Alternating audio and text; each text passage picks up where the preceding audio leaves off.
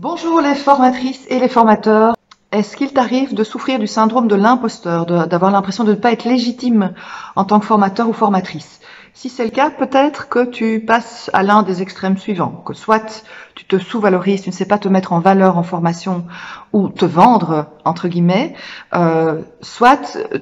au contraire, tu vas surjouer, tu vas mettre en avant de manière très perfectionniste tous tes savoirs, toute ton expertise et écraser un peu les participants à une formation avec ça pour bien montrer que tu es légitime. Au moment où vous présentez une formation avant de la donner ou au début de la formation, c'est intéressant bien sûr de se poser la question suivante. Qu'est-ce qui fait que je suis la personne la plus pertinente pour être là devant vous aujourd'hui? Je vais dire quoi sur la formation? Je vais dire mes intentions, l'esprit de la formation, ma posture de formateur ou de formatrice, les méthodes que je vais utiliser éventuellement.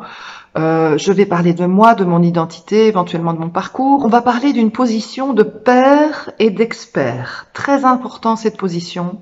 Pair, P-A-I-R, ça veut dire que je vais me présenter aux participants à une formation en tant que leur égal, en disant bien que j'ai traversé des épreuves, que j'ai eu des difficultés, qui m'ont permis de développer cette formation, cet atelier, ou qui m'ont permis de développer cette passion,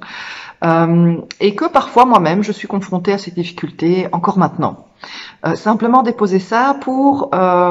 rassurer aussi les participants à une formation dont l'insécurité consiste parfois à se dire qu'ils n'y arriveront pas, qu'ils vont devoir beaucoup se remettre en question et qu'ils sont dans une grande incompétence par rapport à la formation. Et donc un storytelling, on parle beaucoup de storytelling, une explication, une histoire de moi-même que je vais un peu raconter, mais dans laquelle je vais parler de mon expérience avec le public, de mon expérience avec le contenu, mais aussi de ce que j'ai traversé. Si par exemple j'ai vécu un burn-out et que j'ai trouvé une méthode utile qu'ensuite je donne en formation mon atelier, je peux partager cette expérience. Si j'ai un enfant hypersensible et que je propose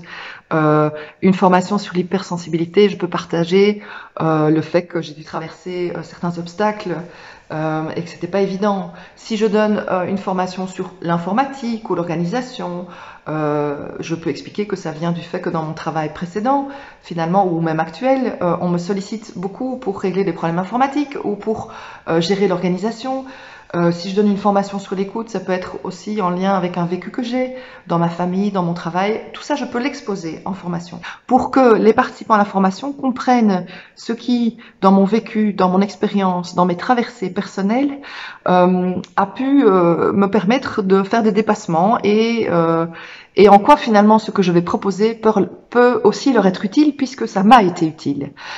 Et cette position de père et expert, je vais la jouer à différents moments pendant la formation aussi. C'est-à-dire que à certains moments, je vais savoir répondre à des questions et à d'autres moments, je ne saurais pas répondre à des questions ou je vais proposer des idées et je vais aussi renvoyer au groupe pour qu'ils puissent s'exprimer, pour que l'intelligence collective se mette au service de l'individu et que chacun puisse un peu participer à un partage de savoir, de savoir-faire et de savoir-être qui lui est propre. Je ne suis pas la seule experte ou le seul expert, je suis aussi sur un pied d'égalité avec les autres participants.